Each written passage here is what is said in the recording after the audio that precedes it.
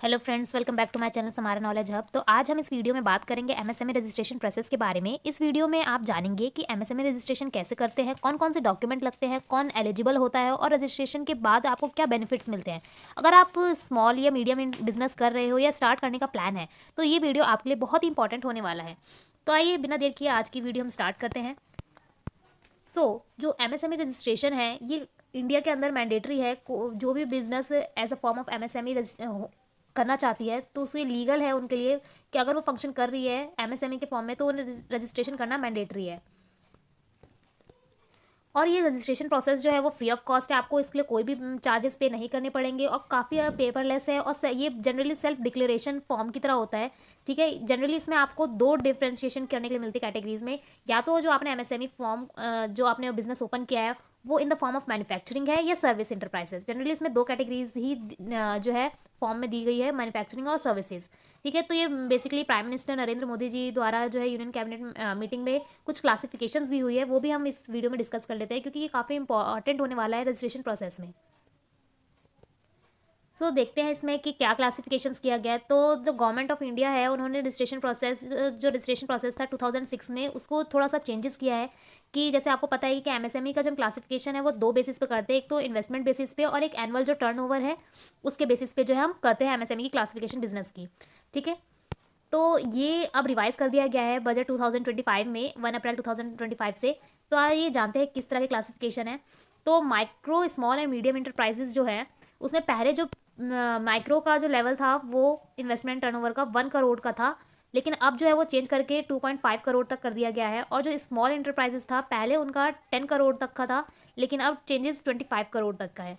And medium enterprises का जो है 125 करोड़ का है। ठीक है, ये चेंजेस किए गए हैं इनके क्राइटेरिया में। सेम ऐसे ही जो है इनका टर्नओवर के ऊपर देख लेते हैं। जो इनका पहले का टर्नओवर था माइक्रो का वो आपका 5 करोड़ था, लेकिन अब जो है वो 10 करोड़ है। देन इस यहाँ पे स्मॉल का जो है स्मॉल का जो है यहाँ पर आपका चेंज करके 100 करोड़ कर दिया गया है। एंड जो आपका लास्ट यानी मीडियम एंटरप्राइज है उसका 500 करोड़ कर दिया गया है। तो आप इससे देख सकते हैं कि किस तरह के चेंजेस जो है गवर्नमेंट ने किए हैं क्लासिफिकेशंस में। तो अब जो इसका मेन इस वीडियो का पर्पस है वो रजिस्ट्रेशन प्रोसेस के बारे में है। तो किस तरह इसमें क्या क्या एलिजिबिलिटी है क्या है तो वो जानते हैं। तो जनरली अगर आपको एमएसएमई रजिस्ट्रेशन करना है तो आपको उद्यम रजिस्ट्रेशन पोर्टल के ऊपर जाना है। ठीक है, वहाँ से आपको जो है वेबसाइट से आप फिल कर सकते हैं फॉर्म को। तो जनरली काफ़ी लोगों का ये एक माइंडसेट रहता है कि इसमें कुछ फीस देनी पड़ेगी, फी पे करना पड़ेगा।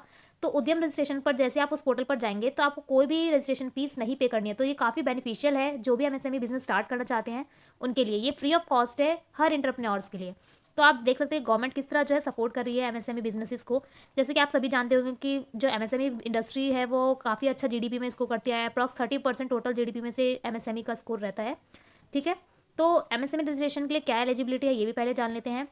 इसके अंदर आपका जो बिजनेस है वो मैन्युफैक्चरिंग है, सर्विस इंडस्ट्री है, होलसेल है, रिटेल ट्रेड है, वो सभी एमएसएमई क्लासिफिकेशन के बेस्ड पे जो है उनका होगा एनुअल टर्नओवर और इन्वेस्टमेंट के बेसिस पे। ठीक है, रजिस्ट्रेशन के अप्लाई कर सकते हैं। इसके अंदर क्या कौन कौन से लोग हैं जो एज अ एलिजिबिलिटी क्राइटेरिया जो है एमएसएमई के रजिस्ट्रेशन के लिए है। कोई भी इंडिविजुअल या स्टार्टअप या बिजनेस ओनर जो है या इंटरप्रेन्योर जो है वो इसको रजिस्ट्रेशन को कर सकता है एमएसएमई रजिस्ट्रेशन को। सेकंड, या कोई भी प्राइवेट या पब्लिक लिमिटेड कंपनीज हैं वो भी जो है एलिजिबल है।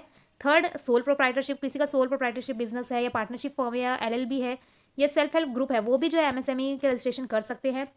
कोई भी कोऑपरेटिव सोसाइटीज़ है, ट्रस्ट्स है, वो भी जो है जो आपका एमएसएमई रजिस्ट्रेशन है वो कर सकते हैं। अब नेक्स्ट क्वेश्चन जो एक माइंड में आता है कि क्या क्या डॉक्यूमेंट रिक्वायर्ड है रजिस्ट्रेशन करने के लिए। तो जनरली आपको इसमें काफ़ी मिनिमम बहुत ही कम जो है कहते हैं आपको डॉक्यूमेंट्स लगते हैं। ठीक है, पहला जो डॉक्यूमेंट इसके अंदर लगता है वो है आधार नंबर, यानी आपके पास जो है आधार होना चाहिए। जो जो ओनर है बिजनेस का उसका एक आधार कार्ड होना काफ़ी इंपॉर्टेंट है रजिस्ट्रेशन प्रोसेस के लिए, क्योंकि ये आपके आइडेंटिटी और एड्रेस का प्रूफ होता है। ठीक है, सेकंड जो डॉक्यूमेंट है वो पैन नंबर है, यानी आपके पास पैन कार्ड होना चाहिए जिससे आपके जो भी टैक्स डिटेल्स है वो बिजनेस के ओनर की वो सभी जो है इसके अंदर रजिस्टर की हो जाने के लिए काफ़ी हेल्पफुल होता है। थर्ड है एड्रेस ऑफ द बिजनेस, इसके अंदर आपके पास बिजनेस का एड्रेस होना चाहिए कि आपका जो बिजनेस है वो कहाँ लोकेटेड है। ठीक है, कि कौन से वैलिड जो लोकेशन है वो बिजनेस की है। नेक्स्ट है आपका बैंक अकाउंट नंबर, ये भी आपका काफ़ी इंपॉर्टेंट है कि आपके बैंक डिटेल्स जो है वो भी आपके पास होनी चाहिए। बेसिक बिजनेस एक्टिविटी, यानी कि आपको एक डिस्क्रिप्शन में प्रोवाइड करना होगा कि आपका जो बिजनेस है वो क्या एक्टिविटी कर रहा है, ठीक है, समझने के लिए कि बिजनेस आपका किस कैटेगरी के अंदर आता है, कि मीडियम है, माइक्रो है या स्मॉल है। NIC 2 डिजिट नंबर, ये आपका एक NIC 2 डिजिट कोड होता है जो आपको मिलता है, जो आपके बिजनेस को कैटेगराइज करता है, ठीक है। ये भी MSME रजिस्ट्रेशन के लिए काफ़ी इंपॉर्टेंट डॉक्यूमेंट्स है आपके लिए। आपकी इन्वेस्टमेंट डिटेल्स जो है वो भी होनी चाहिए आपके पास, कि आपका टर्नओवर कितना करा, इन्वेस्टमेंट आपकी क्या रही है और क्या क्या आपके पास इक्विपमेंट है, ठीक है, यानी आपके पास इंफ्रास्ट्रक्चर की डिटेल्स होनी चाहिए बिजनेस की, ठीक है। जैसे कि आपको मैंने बताया कि टर्नओवर की जो डिटेल्स है वो आपकी जो न्यू MSME जो चेंजेस हुए हैं टर्नओवर और इन्वेस्टमेंट के, उसके बेस्ड पर ही आपका जो है दोबारा प्रोसेस में जो है टर्नओवर उन्हीं के बेस पे होना चाहिए। या आपका कोई पार्टनरशिप डीड है तो उस चीज़ का भी आपको जो है उसके अंदर एक इसेंशियल पार्ट है आपका MSME रजिस्ट्रेशन में, वो भी आपके पास एक डॉक्यूमेंट होना चाहिए, पार्टनरशिप डीड, ठीक है। सेल्स है और परचेज की बिल कॉपीज होनी चाहिए आपके पास, कि आपका जो भी आपके पास इंफ्रास्ट्रक्चर का जो भी मशीनरी है, प्लांट है, उन सभी का जो है सेल्स और परचेज की बिल कॉपीज होनी चाहिए। नेक्स्ट है आपका copies of licence and bills of purchase machinery, आपके पास सभी कॉपीज लाइसेंस की होनी चाहिए, और साथ में जो भी अपने मशीनरी परचेज किए उसकी बिल्स भी होना काफ़ी इंपॉर्टेंट है इस प्रोसेस के लिए, ठीक है। तो अब हम जानते हैं, आई होप आपको सभी डॉक्यूमेंट्स क्लियर होंगे, ठीक है। आप इसे एक रफ नोट्स की तरह आप एक जगह नोट डाउन भी कर लीजिए कि आपको क्या क्या डॉक्यूमेंट्स चाहिए इसके लिए, आपको रजिस्ट्रेशन करने के लिए, ठीक है। तो अब हम जानते हैं कि इसका बेसिकली अब किस तरह आप इसे रजिस्टर कर पाएंगे अपने बिजनेस को। तो अगर आपको ये MSME रजिस्ट्रेशन करना है तो पहले आपको udyam-registration.gov.in पर जाना होगा, ठीक है, जो कि मिनिस्ट्री ऑफ MSME ऑपरेट करती है, आपको पता होगा ये, ठीक है। उसके बाद आप यहाँ पे जाने पर बेसिकली एक ही सिंगल विंडो पे, यानी कि जब आप उद्यम रजिस्ट्रेशन पर जाएंगे, यानी कि इस वेबसाइट पर जाएंगे, तो वहाँ पे आपको 2 कैटेगरीज मिलेंगी। पहली कैटेगरीज है कि अगर आपने जो है आपका MSME वो न्यू रजिस्ट्रेशन का है तो आप उद्यम रजिस्ट्रेशन फॉर न्यू पे क्लिक करेंगे। अगर आप एग्जिस्टिंग है, यानी कि आपके पास उद्योग आधार मेमोरेंडम में आपने पहले जो है अपना रजिस्टर कर रखा है, तो उनके लिए भी आपको दोबारा इसके ऊपर रजिस्टर करना पड़ेगा। यानी कि अब इसमें 2 कैटेगरीज है, एक तो न्यू के लिए है और सेकंड है जो एग्जिस्टिंग है MSME के अंदर, पहले उन्हें भी करवाना होगा अपना रजिस्ट्रेशन। तो पहले हम इसमें जानेंगे कि अगर आपका बिजनेस जो है MSME वो न्यू एंटरप्रेन्योर है, यानी कि आपने इससे पहले कभी रजिस्टर्ड नहीं किया है, तब आप कैसे करेंगे, ठीक है। तो पहले यह है कि आप उद्यम रजिस्ट्रेशन पोर्टल पर जाएंगे, यानी कि उसी पोर्टल पर जाएंगे, और वहाँ पर जो ऑप्शन आता है new entrepreneur who are not registered at MSME और दोज विद EM सेकंड, वो शो होगा, उस पर आपको क्लिक करना है, ठीक है। तो मैंने इसमें आपके लिए एक पोर्टल की स्क्रीनशॉट भी डाला है कि किस तरह आएगा। तो ये इंटरफेस है वेबसाइट का, आप देख सकते हैं। तो यहाँ पे आप देखिए कि यहाँ पे आपको 2 ऑप्शन आ रहे हैं, शो हो रहे हैं। अगर आप न्यू बिजनेस है तो इस वाले पे क्लिक करेंगे आप, ठीक है। फर्स्ट स्टेप आपका ये है कि यहाँ पे आपको जाके क्लिक करना है अगर आपका न्यू बिजनेस है। देन उसके बाद आप आधार डिटेल्स अपना डालेंगे और एक जो एंटरप्रेन्योर का नाम है वो डालेंगे, यानी कि सेम सेकंड जो वेब जब आप उस पर क्लिक करेंगे तो ये वाला पेज ओपन होकर आएगा। यहाँ पे आप अपना आधार नंबर मेंशन करेंगे जो बिजनेस है वो, और यहाँ पे जो एंटरप्रेन्योर है उनका नाम आएगा। फिर आपको यहाँ पे जनरेट OTP पे क्लिक कर देना है। देन आप जब क्लिक कर देंगे तो नेक्स्ट पेज जो ओपन होकर आएगा, यानी कि इसके बाद आपको क्या करना है, अपना ऑर्गेनाइजेशन का टाइप बताना है और पैन नंबर, यानी कि आपका बिजनेस किस तरह का है वो आपको यहाँ पे जो है ऑप्शन में फिल करना है। उसके बाद यहाँ पे आपको पैन नंबर जो है वो फिल करना है। उसके बाद यहाँ कुछ नीचे डिटेल्स, यहाँ पर आपको फिर टिक मार्क करना है कि आप इसके लिए जो है प्रूफ दे रहे हैं। उसके बाद यहाँ पे कुछ इन्फॉर्मेशन मांगी गई है आपसे कि आपने इससे पहले ITR जो फिल किया है या नहीं, या आपका पास GST इन नंबर है या नहीं है, ठीक है। ये कुछ डिटेल्स आपको फिल करनी है इसमें।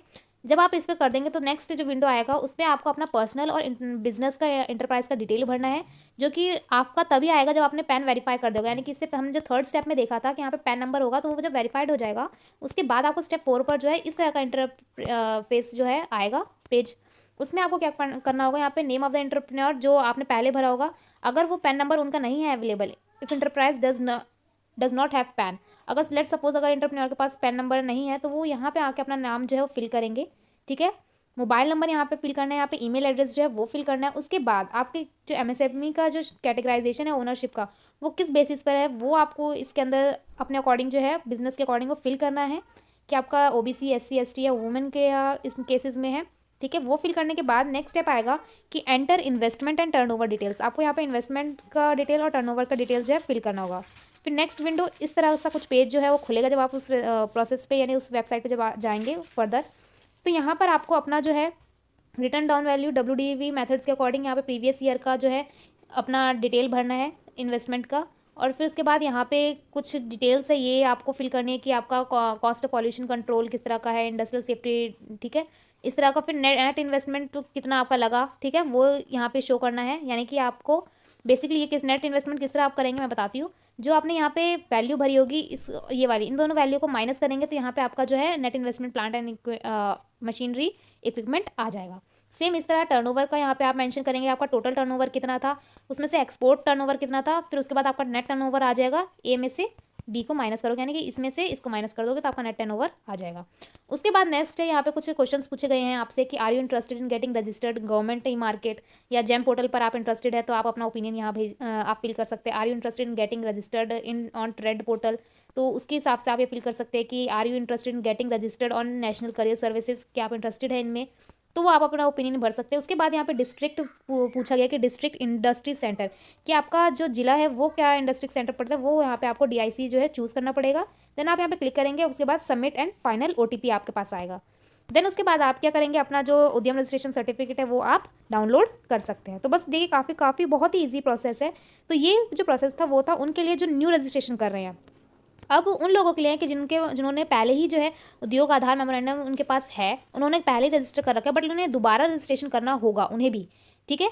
तो उनका क्या प्रोसेस है, तो जनरली दोबारा वही स्टेप है। पहला स्टेप तो सेम है कि आपको कहाँ आना है, उद्यम रजिस्ट्रेशन पोर्टल पर आना है, उसी पोर्टल पर, ठीक है। उसके बाद एंटर करना है अपना आधार नंबर और उसके बाद आपको ओटीपी आएगा, ठीक है।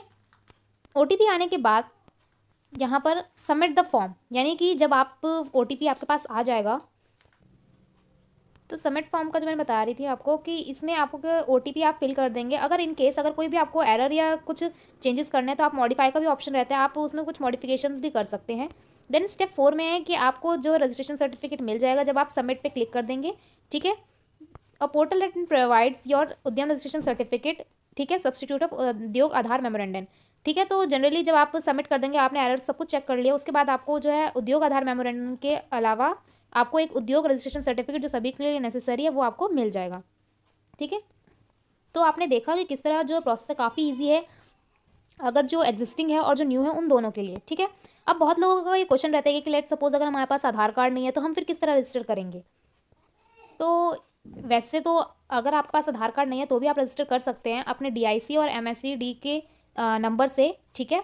इन केस अगर आपके पास जब तक आपका आधार आपके पास नहीं आ जाता, लेट सपोज अगर आपके पास डीआईसी नंबर भी नहीं है तो उस हिसाब से जो है आप क्या कर सकते हैं, आधार इनरोलमेंट की जो कॉपी है वो आपको उसका जो है वो लगानी पड़ेगी, और जो इनरोलमेंट नंबर है उसकी एक रिक्वेस्ट कॉपी आपको उसके साथ लगानी पड़ेगी। या फिर इसके अलावा आप इस चीज़ का भी, इन डॉक्यूमेंट्स का भी यूज़ कर सकते हैं कि आपके पास लेट सपोज अगर आधार कार्ड नहीं है तो voter ID card, passport size या driving licence, PAN card, employ ID या बैंक पासबुक, इन चीज़ों का भी डॉक्यूमेंट जो है वो भी आप यूज़ कर सकते हैं, ठीक है। तो एमएसएमई रजिस्ट्रेशन नंबर जो है वो जनरली आपका रिलीज होगा जब आपको उद्यम रजिस्ट्रेशन नंबर मिल जाएगा, तो ये जनरली 19 डिजिट्स का होता है, ठीक है। जब आप एमएसएमई की कैटेगरीज के अंदर रजिस्टर्ड हो जाते हैं तो ये क्लियर आइडेंटिफिकेशन होता है एमएसएमई इंटरप्राइज का, और ये एक प्रूफ होता है रजिस्ट्रेशन का गवर्नमेंट्स की स्कीम के लिए कि आप इससे गवर्नमेंट की कोई भी स्कीम है एमएसएमई के लिए वो उसके लिए आप एलिजिबल हो जाते हो अगर आपके पास 19 डिजिट का यूनिक आइडेंटिफिकेशन नंबर होता है रजिस्ट्रेशन का, ठीक है। अब आप किस तरह चेक कर सकते हैं, अगर आपने लेट सपोज आपने रजिस्ट्रेशन कर दिया उसके बाद तो किस तरह चेक करेंगे, तो बेसिकली आप जो है क्या करेंगे, पहले उद्यम रजिस्ट्रेशन पोर्टल पर जाएंगे, वहाँ पर आप अपना जो है रजिस्ट्रेशन नंबर जो आपको मिला है 19 डिजिट का वो एंटर करेंगे, या फिर रेफरेंस नंबर जो है वो एंटर करेंगे। उसके बाद आपको वैलिड एक कोड, कैप्चा कोड जो इमेज होगा वो फिल करना होगा। देन वेरीफाई पे आप क्लिक कर देंगे। जब जैसे आप वेरीफाई करेंगे तो आपका जो सर्टिफिकेट है वो आपको शो होने लगेगा। या फिर आप एमएसएमई रजिस्ट्रेशन का स्टेटस किस तरह चेक कर सकते हो, तो बेसिकली वो भी आपके लिए काफ़ी ईजी है। आप रजिस्ट्रेशन पोर्टल पर जाएंगे, उद्यम रजिस्ट्रेशन पोर्टल पर, वहाँ पे क्लिक ऑन प्रिंट पर करिए, वेरीफाई पे आप क्लिक करेंगे तो आपका रजिस्ट्रेशन वहाँ पे नंबर ऑप्शन आएगा, तो वहाँ पे आप अपना रेफरेंस नंबर को एंटर कीजिए, कैप्चा कोड फिल करिए और वेरीफाई बटन पर क्लिक करके आप चेकआउट कर सकते हैं स्टेटस। और सेम ऐसी इजी प्रोसेस है, अगर आपको डाउनलोड करना है सर्टिफिकेट तो आप उद्यम रजिस्ट्रेशन पोर्टल पर आप जाइए, वहाँ पे प्रिंट का भी ऑप्शन जैसे मैंने आपको ऊपर बताया, प्रिंट का ऑप्शन पर सिलेक्ट कीजिए, अपना रजिस्ट्रेशन नंबर फिल कीजिए, आपको ओटीपी आएगा, ओटीपी का आप उसे फिल करेंगे, देन आपका जो है जो सर्टिफिकेट आपको मिल जाएगा, ठीक है। So what is the difference between MSME and उद्यम रजिस्ट्रेशन, क्या डिफरेंस क्या है बेसिकली दोनों में डिफरेंस, तो जनरली दोनों में कोई ज़्यादा बेसिक डिफरेंस नहीं है, बट लेकिन जो आपका एमएसएमई का जो प्रोसेस है वो काफ़ी लेंदी है। अगर आप उद्यम रजिस्ट्रेशन का जो है लेंगे या आप इस पर रजिस्टर करेंगे तो आपको काफ़ी अच्छा लगेगा कि विदाउट लेंदी प्रोसीजर्स, और आपको ये सेविंग द टाइम भी है। जैसे आपने देखा कि किस तरह आपने, अगर आप रजिस्ट्रेशन करते हो 2 मिनट में या 5 मिनट्स में आप अपना सभी डॉक्यूमेंट्स का रजिस्टर ईजिली कर सकते हैं। ठीक है, बिल्कुल इसमें कोई भी ज़्यादा पेपर वर्क नहीं है, तो ये काफ़ी ईजी प्रोसेस है, हैसल फ्री है रजिस्टर करने के लिए। मेन आता है कि क्या बेनिफिट्स मिलेंगे आपको अगर आपने रजिस्ट्रेशन कर लिया। तो आपको जो है गवर्नमेंट की तरफ से कोलेटरल फ्री लोन्स मिल सकते हैं, क्रेडिट फ्रॉम बैंक इजीली मिल सकता है, कोई भी फाइनेंशियल इंस्टीट्यूशन से। आप किसी भी गवर्नमेंट प्रोसीजर या कॉन्ट्रैक्ट के लिए एलिजिबल हो जाते हैं, कोई भी टेंडर के लिए, अगर आपके पास उद्यम रजिस्ट्रेशन प्रोसेस का सर्टिफिकेट है। और उसके बाद कोई भी आप प्रायोरिटी सेक्टर में लैंड यूटिलिटी कनेक्शंस या इंफ्रास्ट्रक्चर एक्सपेंशन के लिए भी आपको प्रायोरिटी मिल सकती है। ठीक है, कॉन्सेशंस एंड इंसेंटिव्स या टेक्नोलॉजी अपग्रेडेशन के लिए भी आपको जो है हेल्प मिल सकती है, एक्सपोर्ट प्रमोशंस का भी हेल्प मिल सकता है अगर आपके पास रजिस्ट्रेशन प्रोसेस आपने कर रखा है। ये डायरेक्ट और इनडायरेक्ट जो है टैक्स एडवांटेजेस और एग्जाम्पशन आप ले सकते हैं। नेक्स्ट कॉन्सेप्ट आता है इसमें कि how to check MSME registration by name. किस तरह आप चेक कर सकते हैं नेम से। आप उद्यम रजिस्ट्रेशन पोर्टल पर जाएंगे, वहाँ पे फॉरवर्ड पे क्लिक करेंगे यूआईएन नंबर पर, फिर यहाँ पे प्रिंट का वेरीफाई का ऑप्शन आएगा, वहाँ पे आप सेलेक्ट करेंगे रजिस्ट्रेशन ऑप्शन, फिर आप चूज़ करेंगे ओटीपी आएगा, उसके बाद देन मोबाइल नंबर एंटर करेंगे आप, फिर क्लिक ओटीपी पे करके जो है आपका रजिस्ट्रेशन जो नंबर है वो डिस्प्ले होने लगेगा, अगर इनकेस अगर आपके पास रजिस्ट्रेशन नंबर जो है आप भूल चुके हैं। ठीक है, तो ये था वीडियो काफ़ी इंपॉर्टेंट आपके लिए कि इसमें आपने सभी इन चीज़ों के बारे में जाना। ठीक है, अगर आपको ये वीडियो हेल्पफुल लगी होगी तो ज़रूर हमें बताइएगा और अपने फ्रेंड्स के साथ भी शेयर कीजिएगा। तो मिलते हैं हम अपने नेक्स्ट वीडियो में, तब तक के लिए thanks for watching the video.